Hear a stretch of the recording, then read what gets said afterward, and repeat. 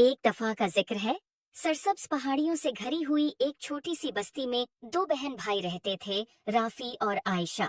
राफी, बड़ा भाई, अपनी चालाकी के लिए मशहूर था, मगर वो अक्सर अपनी चालाकी को शरारतों के लिए इस्तेमाल करता था। आयशा, इसकी छोटी बहन, नेक दिल थी, मगर राफी के शरारती कामों में वह आसानी से शामिल हो जाती थी। एक दिन दोपहर के वक्त जब वो अपने घर के बाग में खेल रहे थे, इन्हें एक पुराना धूल से भरा हुआ संदूक मिला। संदूक के अंदर उन्हें एक चमकदार लकड़ी की छुड़ी मिली जिस पर पुरस्कार नक्श व नुगार बने हुए थे।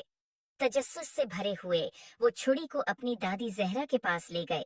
दादी जहरा की आंखें छुड़ी को देखकर पहचान से चमक उठीं। मेरे प्यारे बच्चों, ये एक जादुई छुड़ी है, उन्होंने वजाहत की। ये ख्वाहिशात पूरी कर सकती है, मगर याद रखो, इसे अक्लमंदी और नेकी के साथ इस्तेमाल करना चाहिए। अगर उसे खुद गर्जी या बेवकूफ़ी से इस्तेमाल किया गया तो ये मुश्किलात पैदा कर सकती है। जो दादी जहरा की वार्निंग को नजरअंदाज करते हुए राफी ने फौरन एक बड़ी मिठाई के ढेर की ख्वाहिश की।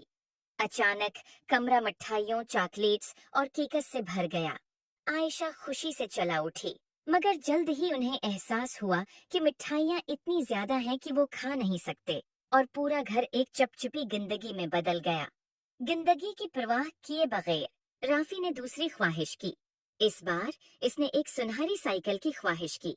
एक चमकदार सुनहरी साइकिल जाहिर हुई, मगर ये इतनी भारी थी कि चलाने में मुश्किल थी, और जैसे ही राफी ने उसे चलाने की कोशिश की, वो टूट गई। मायूस होकर इसने एक के बाद एक ख्वाहिश करना जारी रखा। हर एक ख्वाहिश का नतीजा किसी न किसी मुसीबत में निकला। आयशा, जो ये सब देख रही थी, इसे दादी जहरा की बातें याद आईं। इसने नरमी से राफी से छुड़ी ले ली और कहा, चलो इसे अक्लमंदी से इस्तेमाल करने की कोशिश करें। राफी, शायद हमें ऐसी चीज की ख्वाहिश करनी चाहिए जो दूसरों की मदद करे। राफी ने हचकचाते हुए इत्तेफाक किया। आयशा ने अपनी आंखें बंद की और बस्ती के खशक कनवे को ताज़ा साफ पानी से भरने की ख्वाहिश की। जादुई छुड़ी रोशन हो गई, और जब वो कनवे की तरफ दौड़े तो उन्हें कनवा चमकते हुए पानी से भरा हुआ मिला। देहाती खुशी से झूम उठे और राफी और आयशा का शुक्रिया अदा करने लगे। उन्होंने जो खुशी बस्ती को पहुंचाई, उसको देखकर राफी ने जादुई छुड़ी की हकीकी ताकत को समझा। इसने अपनी पछली बेवकूफियों के लिए आयशा और दादी जहरा से माजरत की। इस दिन के बाद राफी और आयशा ने जादुई छुड़ी को सिर्फ नेक कामों के लिए इस्तेमाल किया, जिससे उनकी बस्ती खुशहाल हो गई।